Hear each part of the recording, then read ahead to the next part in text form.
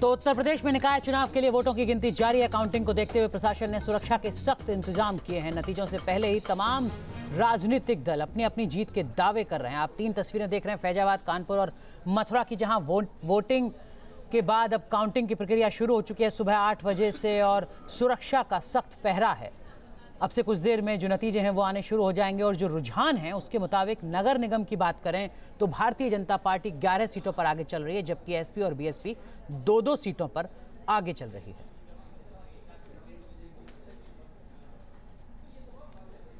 और इस बीच उत्तर प्रदेश बीजेपी के अध्यक्ष महेंद्र नाथ पांडे ने पार्टी की जीत का दावा किया है। ऐसी हमें उम्मीद थी। बीजेपी के पक्ष में जबरदस्त जनता का जनादेश नगरीय जनता का प्राप्त हो रहा है। निश्चित तौर में इसमें हमारी जो 7 महीने की जो हमारी माननीय योगी जी की सरकार है उसके कार्यों पर जनता का आशीर्वाद है। और एक बार जीडीपी के ग्रोथ के बढ़ने के साथ साथ केंद्र की नीतियों पर भी जनता ने एक बार पुनः मोहर लगाया है। जीएसटी पर भी मोहर लगाया है। और इसके साथ साथ सबसे अहम बात है, संगठन के सिपाहियों ने भी, पार्टी के वर्कर्स ने भी नीचे से ऊपर तक बहुत ही योजनाबद्ध परिश्रम किया है। वह भी जनता के पक्ष में आने का एक बहुत बड़ा कारण है। तो नगर निकाय चुनाव के नतीजे भारतीय जनता पार्टी के लिए काफी कुछ मायने रखते हैं। वो केंद्र सरकार की योजना पर मोहर है और प्रदेश अध्यक्ष के संगठनिक से जुड़ी शक्ति पर भी मोहर है। इस बीच उत्तर प्रदेश नगर निकाय चुनाव के लिए आज काउंटिंग हो रही है, जिसे लेकर जो तमाम उम्मीदवार हैं वो भगवान की शरण में पहुंच रहे हैं। जीत के लिए उम्मीदवार पूजा अर्चना कर रहे हैं। 3 अलग अलग शहरों की, आप 4 अलग अलग शहरों की तस्वीरें आप देखिए, मेरठ, अलीगढ़, लखनऊ और गोरखपुर। अलीगढ़ में बीजेपी के मेयर पद के प्रत्याशी राजीव अग्रवाल मतगणना स्थल पर जाने से पहले सराय मानसिंह में मौजूद मंदिर में पूजा करने पहुंचे। तो वहीं मथुरा में मेयर पद से लेकर पार्षद पद तक के उम्मीदवार घर से निकलने से पहले पूजा पाठ करते दिखाई दिए। उधर लखनऊ से मेयर पद के लिए बीजेपी प्रत्याशी भी पूजा अर्चना कर रहे हैं और गोरखपुर में भी यही स्थिति है। और खास मेहमान हमारे साथ लगातार बने हुए हैं। वरिष्ठ पत्रकार अभय कुमार दुबे जी हमारे साथ जुड़े हुए हैं, वरिष्ठ पत्रकार उमेश जी हमारे साथ हैं और साथ ही साथ समाजवादी पार्टी के वरिष्ठ नेता जफर अमीन साहब भी हमारे साथ बने हुए हैं। और चर्चा की शुरुआत उमेश सर आपसे, जो अभी तक के रुझान है उसके मुताबिक समाजवादी पार्टी और बहुजन समाज पार्टी भी बेहतर कर रहे हैं, लेकिन इस बीच हम आपको रोकेंगे। मैं आऊंगा आपके पास। दिनेश शर्मा उत्तर प्रदेश के उप मुख्यमंत्री क्या कुछ कह रहे हैं, सुनाते हैं आपको। लग रहा है भाई क्या आप लोगों की मेहनत थी जो देखिए मुझे एक बात कहने में कोई संकोच नहीं। आपको देखने में लग रहा है कि सपा, बसपा और कांग्रेस अलग अलग लड़ रहे थे, ये ओवैसी जी की पार्टी और आम आदमी पार्टी, लेकिन ये सब एक दूसरे के एक निकट के रिश्तेदार बन के चुनाव लड़ रहे थे। और उत्तर प्रदेश विधानसभा में जो ये यूपी के 2 लड़के करके विज्ञापन प्रकाशित किया गया था, आदरणीय राहुल जी और आदरणीय अखिलेश जी का, तो इस चुनाव में आपको देखने को मिलेगा ये साइकिल के, इन दोनों के संबंध जो है इन दलों के साइकिल के पहिए की तरह है। और साइकिल के पहिए में भी टायर और ट्यूब की तरह है कि हवा एक की निकलती है और बैठ दोनों जाते हैं। एक भ्रष्ट होता है और दूसरे की हवा अपने आप निकल जाती है। तो आप देखेंगे कांग्रेस और सपा दोनों पराजय की ओर बढ़ रहे हैं। उर्मिला सर, सबसे पहले उप मुख्यमंत्री के इस बयान को ही आपसे समझने की कोशिश करते हैं, जो कह रहे हैं कि कांग्रेस, सपा, बसपा, ओवैसी, आम आदमी पार्टी सब एक साथ थे इस नगर निकाय चुनाव में। आप सहमत हैं क्या इस बात? नहीं, उल्टी बात बोल रहे हैं। देखिए, ऐसा है कि अगर ये साथ होते तो जाहिर है उसके परिणाम भी, नतीजे भी दिखाई देते। चुनाव के कैंपेन में भी कुछ चीज़ें दिखाई देती, आप प्रत्याशियों के चयन में भी दिखाई देती, जाति समीकरणों का ही हिसाब लगाते कि भाई अगर हम आपस में एक होकर नहीं भी लड़ रहे हैं, अलग अलग भी लड़ रहे हैं, तो भी हम ऐसे उम्मीदवारों को दें एक दूसरे के कि वो बीजेपी को कमज़ोर कर सकें और हम में से किसी एक को जिता सकें। लेकिन ऐसा कोई समीकरण पूरे उत्तर प्रदेश में नहीं दिखा, पहली बात तो ये है।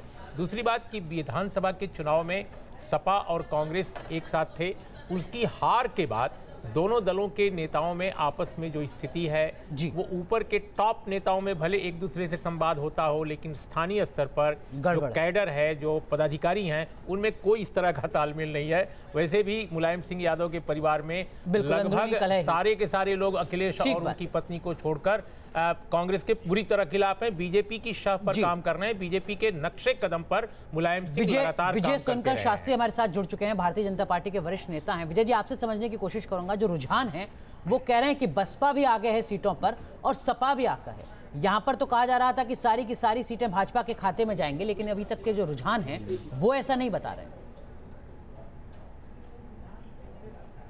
चलिए, विजय सोनकर शास्त्री तक हमारी आवाज नहीं पहुंच पा रही है, हम संपर्क करेंगे। लेकिन अभय सर, एक चीज मैं आपसे समझने की कोशिश करूंगा, सपा और बसपा का रुझान में आगे बढ़ना क्या कुछ संकेत देता है?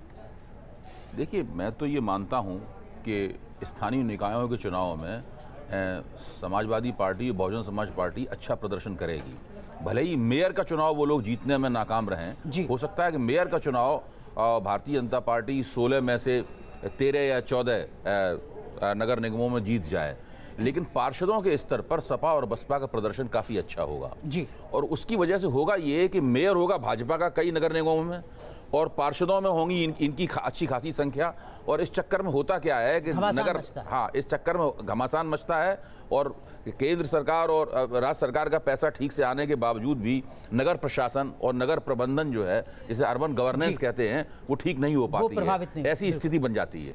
तो निकाय चुनाव के नतीजे आ रहे हैं, काउंटिंग शुरू हो चुकी है। इधर शामली में मतगणना पंडाल में ही निर्दलीय प्रत्याशी के समर्थक और बीजेपी प्रत्याशी पति के बीच तीखी नोकझोंक देखने को मिली।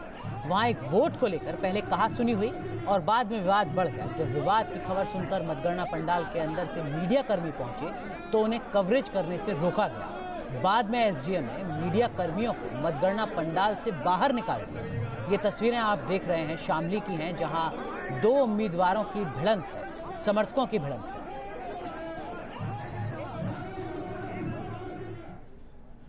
और एक बार फिर चलते हैं सीधे विजय सोनकर शास्त्री, भारतीय जनता पार्टी के प्रवक्ता हमारे साथ जुड़े हुए हैं। विजय जी, आपसे समझने की कोशिश करूंगा, 16 में से खबर आ रही है 3 सीटों पर बीएसपी आगे है, कुछ सीटों पर सपा भी आगे है। किस तरीके से आप देखते हैं इस रुझान को?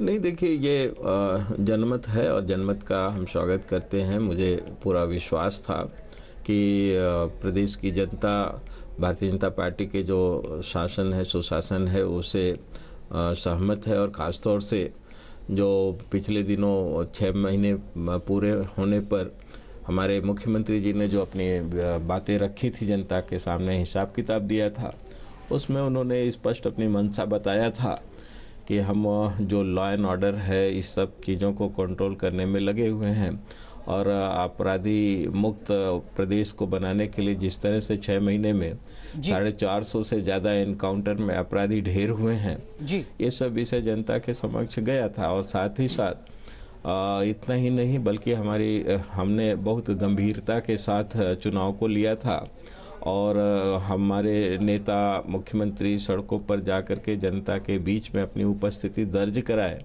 ठीक है। और उनसे अनुरोध किया कि टेक्निकली क्या होता है कि अगर प्रदेश में सरकार होती है और मेयर स्तर पर अगर प्रॉपर कोऑर्डिनेशन नहीं होता है, बहुमत नहीं होता है, तो विकास कार्य कहीं न कहीं ठीक है। विजय जी, आपके जो रुझान आ रहे हैं और जो नतीजे आएंगे अब से कुछ देर में, क्या आपको लगता है कि वो उत्तर प्रदेश सरकार का 6 महीने का रिपोर्ट कार्ड माना जाए?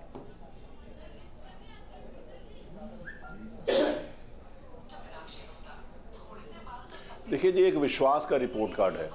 भारतीय जनता पार्टी की सरकार जिस समय केंद्र में बनी, उस विश्वास को उत्तर प्रदेश ने, हमारे को प्रदेश में 325 सीटें मिली और इन 7 महीनों के कालखंड के अंतर्गत जो वादा हमारे मुख्यमंत्री जी ने किया था, जिस प्रकार से हमारी सरकार जनता के हितों के लिए, जनता की समस्याओं के लिए, समस्या समाधान के लिए लगी है, उसका ये परिणाम है कि 16 में से 16 नगर निगम हम जीतेंगे। लेकिन अभी के जो रुझान है वो कह रहे हैं कि सपा और बसपा भी आपको टक्कर दे रहे हैं कुछ सीटों पर।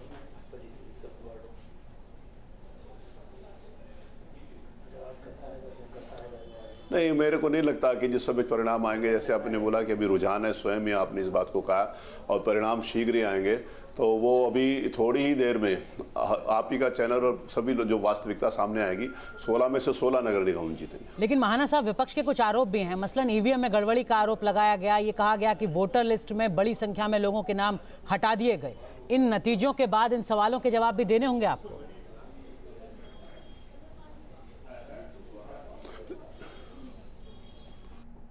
नहीं, निश्चित रूप से जिस समय ये हारे थे विधानसभा के चुनाव, उस समय में सारे के सारे विपक्षी दल एक प्लेटफॉर्म पर आकर इन्होंने ईवीएम मशीन के ऊपर आरोप लगाया था।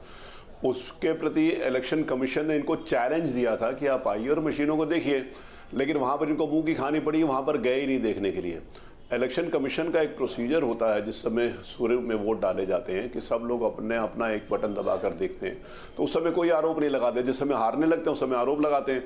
और जैसे आप कह रहे हैं कि कहीं जगह टक्कर दे रहे हैं, तो वहां पर आरोप इनके निराधार हैं कि ना कहीं टक्कर में थे ना हैं। और भारतीय जनता पार्टी निश्चित रूप से जनता में विश्वास हासिल कर चुकी है, इसलिए हम सारे चुनाव जीतेंगे।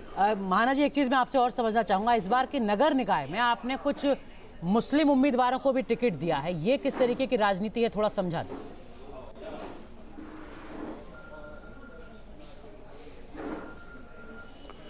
देखिए, हम जिस समय सबका साथ और सबके विकास की बात करते हैं, और अगर दुर्भाग्य से किसी मुस्लिम प्रत्याशी को टिकट नहीं देते तो आप आरोप लगाते हैं आपने दिया क्यों नहीं।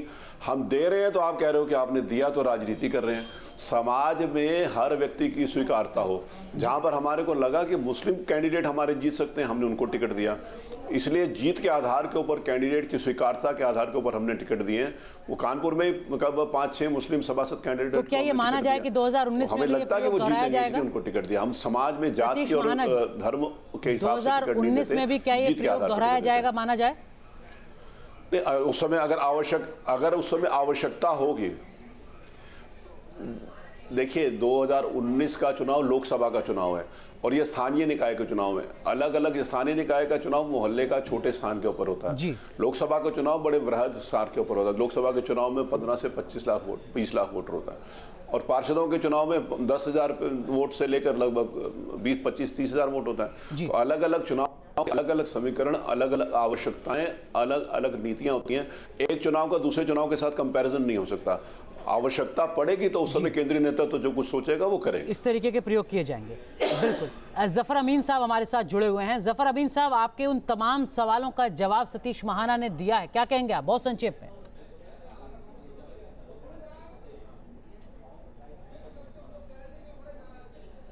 देखिए, 2012 की जो लिस्ट थी स्थानीय निकाय चुनाव की जी, उसको देख लिया जाए, उसमें 40% जो है धांधली कर दी गई। और जैसा कि आप ही के चैनल पे तमाम एक्सपर्ट आए हैं, कह रहे हैं कि पिछली बार नाम था, अब की हमारा नाम नहीं है। तो आरएसएस ने बहुत बड़े पैमाने पर धांधली किया। इसीलिए हम खुद बता रहे हैं आपको कि मतलब, लेकिन सतीश महाना जी कह रहे हैं कि जहां आप जीत रहे हैं, क्या ये आरोप आप वहां पर भी लगा रहे हैं? 35 से 36% की पोलिंग हुई है। अब आप बताइए, बहुत लायल हैं मुख्यमंत्री जी। नहीं, मुख्यमंत्री जी बहुत लायल हैं, उनको सब लोग चाह रहे हैं, तो उनके होम डिस्ट्रिक्ट में इतनी कम पोलिंग, 36%। कब मतदान तो इतनी बड़ी धांधली की गई है। पूरी तरीके से खत्म हो रहा है। बहुत बहुत शुक्रिया आप सभी खास मेहमानों का जुड़ने के लिए।